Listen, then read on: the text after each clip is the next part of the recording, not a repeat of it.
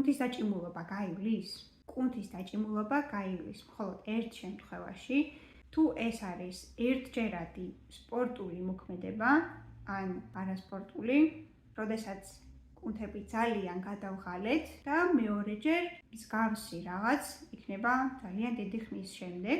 ამ შემთხვევაში კუნთები 2-3 დღეში ან ერთ კვირაში ორგანიზმიდან გამომდინარე თავისით ნელ-ნელა აღიდგენს ძალებს. თუმცა ძირითად შემთხვევაში კუნთების დაჭიმულობასთან დაკავშირებით პრობლემა ვისაც აქვს, ეს არის ხშირი ერთ და იგივე განმეორებითი მოძრაობები, ერთ და იგივე პოზა, თუნდაც მანქანის მართვა, ან ერთ და იგივე პოზა კომპიუტერთან. იმ შემთხვევაში, თუ ჩვენ მაინც გვიწევს ამ განმეორებითი მოძრაობების შესრულება მუდმივად, ყოველდღიურად და წლების განმავლობაში ეს ყველაფერი გრძელდება და გრძელდება, რა თქმა უნდა, ამ ყველაფერს მივყავართ მერე უკვე გარკვეულ პრობლემებთან, რომელსაც ქვია მაგალითად სკოლიოზი, რომელსაც ქვია თიაქარი, რომელსაც ქვია დაბუჟებები, ტკივილები, წვის შეგრძნებები სხვადასხვა სახის.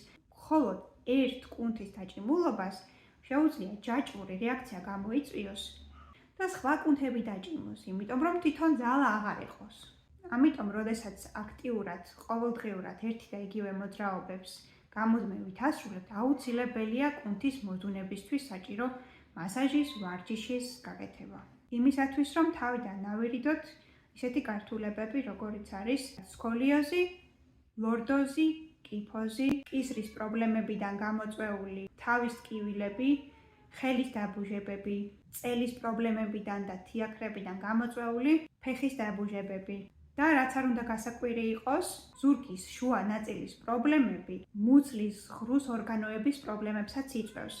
დამისვი კითხვა კომენტარებში, რომ შენს კითხვასაც უპასუხო. პროფესიონალური დახმარებისთვის კი მომწერეთ პირადში და ჩაეწერეთ კონსულტაციაზე.